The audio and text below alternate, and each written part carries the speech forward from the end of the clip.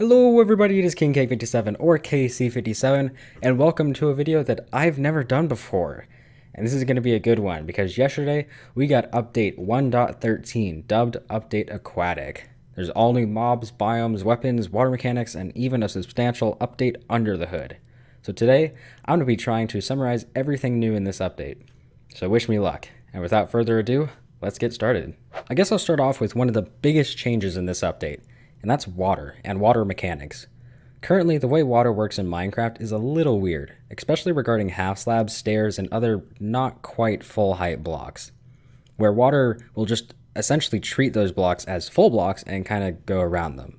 But now, water fully embodies these half height blocks so that there's no weird gap of air. Although with that being said, other types of not quite full height blocks, such as enchanting tables, ladders, and torches all function like they used to. Another change with water is its ability to be placed within blocks. This doesn't change the flow of water, except with stairs, where the full height section of the stair will still block off water. Although curiously, even with all of these changes to water sources inside blocks, water still can't flow through fences and half slabs. So if you have any water stream transportation systems in your base, then those will still work fine. Next change we'll be talking about are all the new mobs. There are 8, count them, 8 new mobs in total. Starting with the Phantom, this undead flying creature spawns at night or anytime during a thunderstorm above sea level. They attack in groups of 1 to 4, any players who haven't slept in over 3 Minecraft days. So make sure you don't stay up past your bedtime or the Phantoms will eat you. That's a pretty good incentive, right? What's not a great incentive is the fact that they drop Phantom Membrane when killed, which can be used to repair Elytra or Brood to make a slow falling potion. Our second mob is the Drown, another undead creature which spawns in all oceans, rivers, swamps, or even when a poor zombie drowns. They have a chance of spawning with a Trident, which I'll get to in a minute, or a fishing rod. Other than that, they walk along the seafloor and subjectively look pretty cool. Moving on to our third mob, we have Dolphins. These animals will spawn in large groups in all ocean biomes except for frozen oceans. When killed, they can drop raw cod. Dolphins also have the unique ability to jump over barriers in the water. So I guess now Willy will just free himself. They also give players Dolphins Grace whenever you swim too close to them. They are attracted to dropped items, which, side note, also float now in water. And finally, they are supposed to lead you to shipwrecks when you feed them raw cod. The fourth mob we have here is the Turtle, which spawns on warm beaches and will occasionally drop seagrass when killed. When a baby turtle grows up, they will also drop one Sakut, I think. Sakut? I don't know. I gave up. Which can be used to make turtle shells. Our last 4 mobs are all different types of fish, so I'll just be grouping them together. Starting off with the cod, this will replace the normal fish in Minecraft, so yeah. Next we have the salmon, which has not gone through any change whatsoever and now just has a physical form. The pufferfish now puffs up when you get too close to it and will give you poison if you touch it. And finally, the tropical fish will be replacing the clownfish. There are also buckets of these fish, which you can get by using a bucket on a fish. You can also rename them this way, and really they're just a bucket of water that when placed down also place down their fish. One final thing, squids now fart out ink when you attack them. Does this make them any less useless as a mob? No. No, it doesn't. So now that we've gotten through all of the new mobs, it's time to talk about all of the new plants in the water. Starting off with the most obvious one, seagrass. This grows underwater in oceans, rivers, and swamplands. It can also be created by bone mealing any underwater block. Next we have the sea pickle. This little guy can be placed in groups of 4 on one block. It spawns in warm oceans, can be smelted to make lime dye, and makes a funny sound. Kelp has also been added, and it's very similar to seagrass, except it can't spawn in warm oceans. Second to last, we have coral, which, you guessed it, only generates in lakes of lava, where, haha, nah, just kidding. It can be found in coral reefs, and only be obtained by using silk touch. It also comes in pretty colors. Finally, and yes, I know this isn't technically an underwater feature, but deal with it. We have the new stripped logs.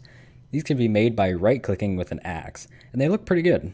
I guess Mojang thought we needed more weapons and potions, because that's exactly what we got. I'm sure by now you all have seen the new Trident, which is a new weapon that can be thrown or used in melee combat. It also has currently 4 enchantments. The first is Channeling, which only has 1 level and summons a lightning bolt on impact with mobs in a thunderstorm. The second enchantment is called Impaling. It has 5 levels and deals more damage to sea creatures. The third one is called Loyalty.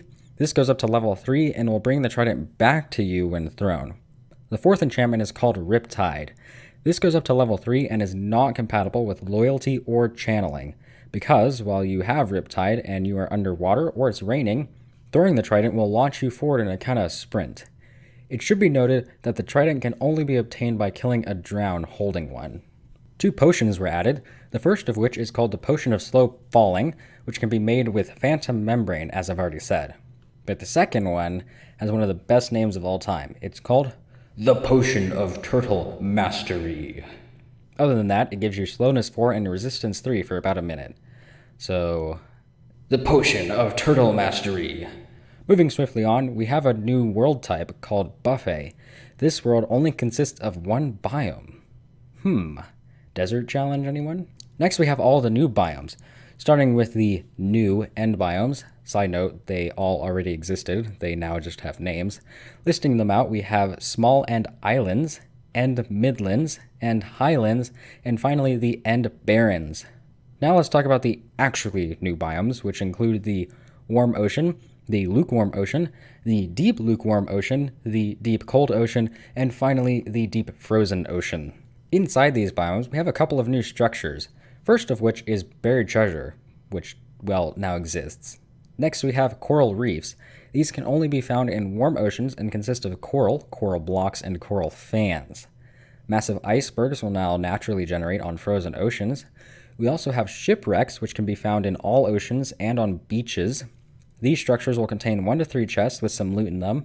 Also, just a fun fact, they can generate sideways and even upside down. Our final underwater structure is the underwater ruins. These can come in many different shapes and sizes, with cold ruins generating in cold/frozen oceans, and warm ruins generating in warm oceans. Finally, these ruins can generate slightly out of the water and in small villages of ruins. One of the more interesting changes comes in the form of player movement. There's now a new swimming animation while you are sprinting underwater. Holding shift will let you quickly dive down underwater, and holding spacebar will let you quickly surface above water. The last big update is one that's mostly under the hood, though there are some surface level changes like a slider in the menu to change the full screen resolution, and most of the commands have gone through some change or another. For example, /game mode 0 no longer works, you have to use /game mode survival. Those are really all the big updates, so now I'm just going to list some of the smaller changes. There are now 3 pieces of music that have been added to the game, all of which were written by C418, and you can hear them when you're swimming in oceans. Tools and weapons now have their own attack speed and damage highlighted in green. There's a new language called Shakespearean English, Kingdom of England. When using this language, you can conclude intermission, leave the play, or even enter thy wishes. It's a pretty good 10 minutes of fun, so I'd suggest giving it a try. We have a new sound for the beacon. And finally, chests can be placed right next to each other, and if you hold shift and place them, you can place them individually. The same is true for trap chests. So that's basically it. Those are all of the new features that come with update 1.13. This update is absolutely massive, and in some ways even shows us where Minecraft is headed in the future. Let me explain. As most of us know, Mojang has been changing a lot over the past year with Microsoft coming in and completely changing the roadmap, and it really shows.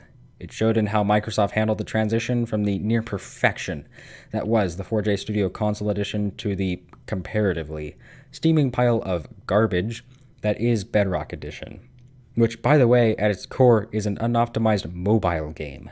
It also showed in the way Microsoft responded to the community that spoke out against the Bedrock Edition, saying that video games are hard to make and they should all just accept the change. It even showed in how Microsoft handles criticism with disbelief and rejection.